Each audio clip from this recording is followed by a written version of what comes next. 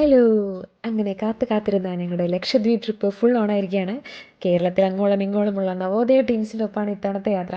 മിനിക്കോയ് നവോദയയിൽ നമ്മുടെ front C ഉണ്ടായിരുന്നതുകൊണ്ട് സ്പോൺസർഷിപ്പും paper വർക്കും എല്ലാം വളരെ ഈസിയായി നടന്നു.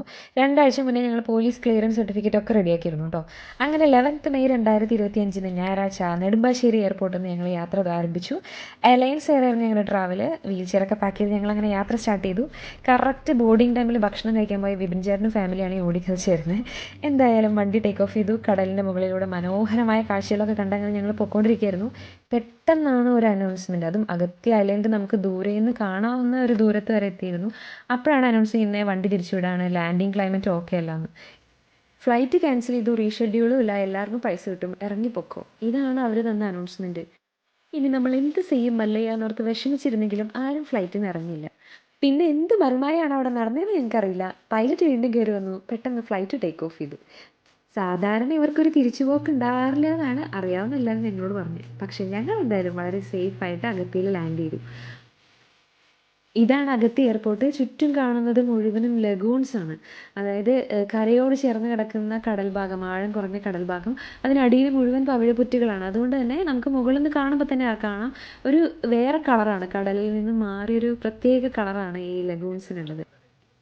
സത്യം പറയാലോ, നേരിൽ കാണുന്ന ആ ഒരു ഭംഗി ഒരു ക്യാമറയിൽ നമുക്ക് കിട്ടുന്നുണ്ടായിരുന്നില്ല. നട്ടപ്പൊരു വെയിലാണെങ്കിലും ഞങ്ങൾക്ക് ആർക്കും തിരിച്ചു കയറാൻ തോന്നുന്നുണ്ടായിരുന്നില്ല. പിന്നെ ഇവിടുത്തെ ഒരു പ്രത്യേകത, നമുക്ക് ഇവിടെ അങ്ങനെ റെസ്ട്രിക്ഷൻസ് ഒന്നുമില്ല. ഇവിടെ കാണുന്ന ബോട്ടുകളിൽ, അത് ആരുടെ ബോട്ടാണെങ്കിലും നമുക്കതിൽ കയറാം, ഫോട്ടോസ് വീഡിയോസ് എടുക്കാം, എത്ര നേരം വേണമെങ്കിലും അവിടെ സ്പെൻഡ് ചെയ്യാം.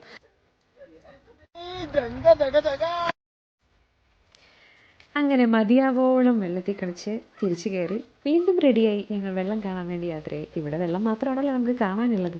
എന്തായാലും അപ്രതീക്ഷിതമായിട്ടാണ് എനിക്ക് ലക്ഷദ്വീപിൽ ഡ്രൈവ് ചെയ്യാനുള്ളൊരു ചാൻസ് കിട്ടുന്നത്. അത് മറ്റൊരു എക്സ്പീരിയൻസ് ആയിരുന്നു കേട്ടോ. ഈ ഗ്ലാസ്സിൽ കാണുന്നുണ്ടോ, അത് ലക്ഷദ്വീപിലെ എല്ലാ വണ്ടികളിലുമുള്ളൊരു പൊതു സിമ്പിളാണെന്നാണ് അവർ പറയുന്നത്. തേങ്ങ വേണ്ടിയിട്ടുണ്ടാകുന്നൊരു സിമ്പിളാണ്. ഇതാണ് നീര. തെങ്ങ് ഫ്രഷ്ലി പ്രിപ്പയർഡ് ആണ്, നോൺ ആൽക്കഹോളിക് ആണ് കേട്ടോ. സൂപ്പർ ടേസ്റ്റാണ്, ഒരു മസ്റ്റ് ട്രൈ ഐറ്റമാണ്. ഇത് റെജിനും മോനിഷയാണ്. ഇവർ ഹണിമൂൺ ആഘോഷിക്കാൻ വേണ്ടി ലക്ഷദ്വീപിൽ എത്തിയിരിക്കുക. നമ്മളോടൊപ്പം ചേർന്ന് നാളെ മുതൽ നമ്മൾ 12 പേര് ചേർന്നാണ് ആക്ടിവിറ്റീസ്, സ്ക്യൂബ ഡൈവിങ്, സ്നോർക്കലിങ്, അങ്ങനെ എല്ലാ ആക്ടിവിറ്റീസും ചെയ്യാൻ പോകുന്നത്. ഇനി ഷെഡ്യൂളിൽ വേറെ പ്രോഗ്രാംസ് ഒന്നുമില്ല. നമ്മുടെ മലയാളികളുടെ ഒത്തുകൂടലിൽ ഒഴിവാക്കാൻ പറ്റാത്ത ആ ഗാനം പാടിക്കൊണ്ട് ഞങ്ങൾ ഞങ്ങളുടെ ഫസ്റ്റ് ഡേ ഇൻ ലക്ഷദ്വീപ് അവസാനിപ്പിച്ചിരിക്കുന്നു.